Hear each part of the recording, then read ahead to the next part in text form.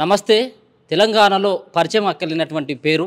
మరోపక్కన ఈరోజు డీజీపీ ఆఫీస్‌లో కొంత హల్చల్ చేయడం జరిగింది.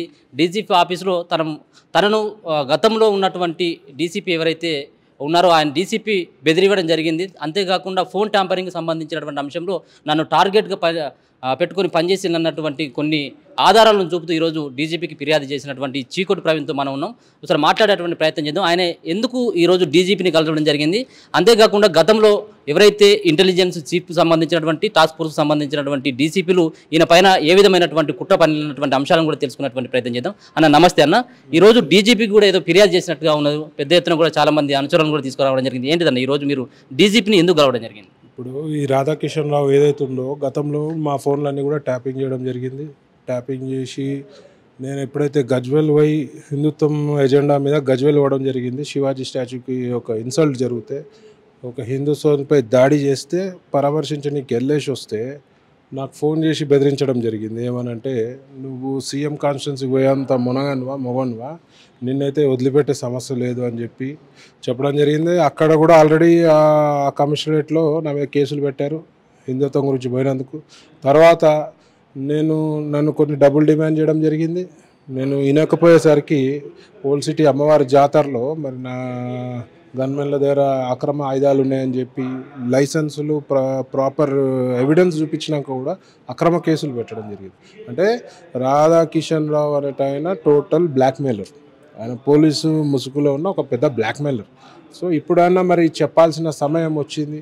మరి ఇంకెంతమందిని బ్లాక్మెయిల్ చేసి ఫోన్ ట్యాపింగ్లు చేసి డబ్బులు ఎంతమంది డిమాండ్ చేసిండ్రో మరి సమగ్ర విచారణ జరగాలి. ఆయనకు 100,000 కోట్లు ఆస్తులు ఎక్కడి నుంచి వచ్చినాయి, ఆ ఆస్తులు బెనామీ పేర్ల మీద ఉన్నాయి. అవన్నిటిపై సిబిఐ దర్యాప్తు చేయాలి. నేను కూడా ఈడీకి కూడా లెటర్ రాయడం జరుగుతుంది. ఆయనపై సమగ్ర విచారణ జరిపి అన్ని ఆస్తులు ఎక్కడి నుంచి కూడా కట్టిండు, ఎంతమంది బిల్డర్లను బెదిరించిండు, సినిమా హీరోయిన్లను కూడా మరి ఏ రకంగా మరి వాళ్ళు ఫోన్ ట్యాపింగ్ చేసి మరి ఏ రకంగా వాళ్ళని బెదిరించడం జరిగిందో మరి ప్రజలంతా కూడా ఆయన బాధితులు వందలు కాదు వేల సంఖ్యలో ఉన్నారు. ఆయన డ్యూటీ చేసినప్పటి నుంచి ఆయన వల్ల కొందరు సూసైడ్ చేసుకున్నారు. సో వరస్ట్ ఆఫీసర్ ఎవరన్నా ఉన్నారంటే రాధాకిషన్ రావు. ఒక పోలీసు ముసుగులో ఉన్న పెద్ద గూండా, బీఆర్ఎస్ కార్యకర్త ఆయన. సో బీఆర్ఎస్ ఇంకేమేమి నీచమైన పనులు చేయించిందో మరి డీజీపీ గారికి చెప్పి మరి ఆ ఇంకేం నీచమైన పనులు చేయించారో దానిపై విచారణ జరిపించి మరి అన్ని బయట ప్రజల ముందుకు తీసుకురావాల్సిన అవసరం ఉందని చెప్పి ఇలా డీజీపీ గారిని కలిసి ఆయన పైన లిఖితపూర్వకమైన ఒక లెటర్ ఇవ్వడం జరిగింది. అంటే మీకు మిమ్మల్ని బెదిరించేటువంటి కార్యక్రమంలో కేవలం మిమ్మల్ని ఫోన్లోనే బెదిరివ్వడం జరిగిందా, లేకపోతే ఇంటికి వచ్చి ఏమైనా మీ ఫోన్ ట్యాప్ చేసి వీళ్ళతో మీకు ఇట్లాంటి మీరు మాట్లాడుతూ ఉన్నారు అన్నటువంటి ఆరోపణలు గిట్ట ఏమైనా మీ దగ్గర ఏమైనా నేరుగా చేయడం జరిగిందా, లేకపోతే ఓన్లీ ఫోన్లోనే మాట్లాడడం జరిగింది? ఫోన్లోనే టాస్క్ ఫోర్స్ ఆయన ఒకసారి మాట్లాడినాడు, వేరేలతోటి మాట్లాడించి నువ్వు హిందుత్వం మీద నువ్వు తిరిగితే మాత్రం నీ పైన పీడీ యాక్ట్ పెడతాం, గంజాయి కేసులు పెడతాం, డ్రగ్స్ కేసులు పెడతాం, నీ ఫామ్ హౌస్పై దాడి చేసి జంతువులను కూడా సీజ్ చేస్తాం. నావన్నీ లీగల్గా ఉన్నాయి సార్, ఎట్లా చేస్తారంటే నేను చేస్తా, నాకు చాలా తరీకాలు వస్తాయి అని చెప్పి బెదిరించిండు. డబ్బులే మరి ఎక్స్పెక్ట్ చేసినాడు. కానీ మేము లొంగటోళ్ళం కాదు, భయపడేటోళ్ళం కాదు, ఫేస్ చేద్దాం అనుకున్నాం. దానికి నిదర్శనమే ఓల్డ్ సిటీలో లాల్ దర్వాజాలో నా మీద అక్రమ ఆయుధాలు ఉన్నాయని చెప్పి కేసులు పెట్టడం. దీని వెనకాల ఎవరు ఉన్నారనుకుంటారు? గత ప్రభుత్వంలో ఉన్నటువంటి పెద్దలు ఉన్నారా, లేకపోతే కావాలని చెప్పేసి ఆ డీసీపీ రాధాకిషన్ చేసిందని చెప్పేసి భావిస్తూ ఉన్నారు? 100% వాళ్ళ ఈగో ఎడ హర్ట్ అయిందంటే, నేను గజ్వేల్ పోతే సీఎం కాన్స్టిట్యున్సీకి ఎవడు పోవద్దు, నేను తురుమ్ని తోపును అనుకునే వ్యక్తి సీఎం, ఆయన దగ్గర పోయినందుకు వాళ్ళకి ఈగో హర్ట్ అయింది.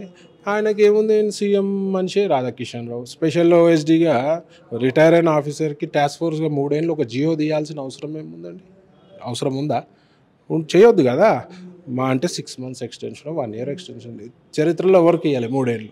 అట్లాంటివి ఇచ్చి ఈ డబ్బులు, ఎలక్షన్ డబ్బులన్నీ కూడా వాళ్ళ వాహనాల టాస్క్ ఫోర్స్ వాహనాలు తరించడం ఉన్నాయన్నీ. ఇంతకుముందు సిటీలో గూండాలు రౌడీలు ఉంటుండే, వాళ్ళందరినీ పక్కకు జరిపేసి ఈయననే గూండా, ఈయననే రౌడీ, వాళ్ళ పనులన్నీ కూడా రాధాకిషన్ రావు చేసినాడు. సో మమ్మల్ని అక్కడ పోయినందుకు టార్గెట్ చేయడం జరిగింది, ఈయనందుకు ఇంకెక్కువ చేయడం జరిగింది. ఎందుకు ఇప్పుడే మీరు మళ్ళీ ఈరోజు డీజీపీకి కలవడం ఎందుకు? ఇన్ని రోజుల కానించి గతంలో కూడా మిమ్మల్ని గతంలోనే బెదిరియడం జరిగింది. అప్పుడు లేనటువంటి ఫిర్యాదు ఇప్పుడే మీరు ఎందుకు చేయాల్సి వస్తూ ఉంది? ఇప్పుడు లాస్ట్ టైము బీఆర్ఎస్ ప్రభుత్వం ఉండే, ఎవడు పట్టించుకుంటాడు? వాళ్ళే నా మీద కక్ష కట్టి కేసులు పెడుతుంటే వాళ్ళ క్యాంటీన్కి పోతే ఎవడు పట్టించుకుంటాడు? అప్పటికీ నేను ధైర్యం చేసి నేను గజ్వేల్ పోయినా, ఎక్కడైనా నేను బీఆర్ఎస్ క్యాంటీన్గానే ఉన్నా. సో వాళ్ళ ప్రభుత్వంలో మనం ఏడ నెగలగలుగుతామండి? ఇప్పుడు అవకాశం వచ్చింది, ఆయన మొత్తం మొత్తం చిట్టా మొత్తం అసలు చెప్పొద్దు అంత చిట్టా ఉంటుంది. ఈ ప్రణీత్ రావు ఇంకో రావులు కాదు, ఈ రాధాకిషన్ రావు చిట్టా ముంగట ఎవరిది వానికి రాదు. ఇలా వేల వందల కోట్ల ఆస్తులు ఉన్నాయి రాధాకృష్ణ. నేను ఈడీకి కూడా లెటర్ రాయబోతున్నా, సిబిఐకి కూడా లెటర్ రాయబోతున్నా. ఇంకొక పక్కన ఇప్పటికే రఘునందన్ రావు గారు కూడా కంప్లైంట్ చేయడం జరిగింది డీజీపీ కలిసి. ఎక్కడ కూడా అక్కడ ఉన్నటువంటి ప్రభుత్వంలో గత ప్రభుత్వంలో ఉన్నటువంటి పెద్దలు ఉన్నారని చెప్పేసి ఆయన కంప్లైంట్లో పేర్కోవడం జరిగింది. మరో పక్కన కాంగ్రెస్ పార్టీలో ఉన్నటువంటి ఎమ్మెల్యేలు కూడా ఫిర్యాదు చేయడం జరిగింది. ఎక్కడ కూడా ఫిర్యాదుల్ని మరి పరిగణలోకి తీసుకుంటారని చెప్పేసి మీరు భావిస్తూ ఉన్నారా? ఇప్పుడు లేనటువంటి చర్యలు ఇప్పుడు తీసుకుంటారని చెప్పేసి డీజీపీ ఇప్పుడు డీజీపీ గారు సానుకూలంగా స్పందించినారు. మరి దీని ఇంకా ఒకవేళ కాంగ్రెస్ ప్రభుత్వానికి చిత్తశుద్ధి ఉండి ఒక ప్రజలకి ఒక మంచి పాలన ఇవ్వాలి, ప్రజల నమ్మకం రావాలి అనుకుంటే మాత్రం దీనిపై సమగ్ర విచారణ జరపాలి. ఇప్పుడు ఈ కేసులో ఓన్లీ కేటీఆర్ కేసీఆర్ కాదు, ఓవైసీ కూడా ఉంటాడు. హిందుత్వం మేజర్గా హిందుత్వం ఎజెండా, హిందుత్వంపై దాడికి పాల్పడమని చెప్పేటోడు ఓవైసీ గవర్నమెంట్ ఏం లేదు. బీఆర్ఎస్ అంటే ఎంఐఎం అంటే బీఆర్ఎస్. వాళ్ళ సిటీలో పోలీస్ ఆఫీసర్స్ ఏం చేయాలన్నా ఓవైసీ కన్సర్న్లో నడుస్తుండే ఇంతకుముందు ప్రభుత్వంలో.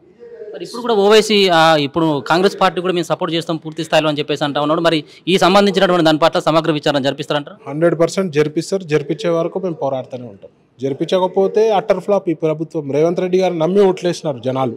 మరి అలా ఇట్లాంటి చిన్న కేసు, చిన్నదంటే పెద్ద కేసే కానీ ప్రభుత్వం దృష్టిలో చిన్న కేసు, ఈ కేసులో కూడా నిజాలు బయటికి తీయకపోతే మాత్రం ఈ ప్రభుత్వం నమ్మే పరిస్థితిలో లేదు. ఒకవేళ కనుక చర్యలు తీసుకున్నట్టయితే బీజేపీ పార్టీ కార్యాచరణ ఎట్లా ఉంటుంది? డెఫినెట్గా దీనిపై స్పందిస్తాం పెద్ద ఎత్తున. మరి మేము ధర్నాలు చేసే పరిస్థితికి తెచ్చుకోవద్దని చెప్పి మేము కోరుకుంటున్నాం. మరి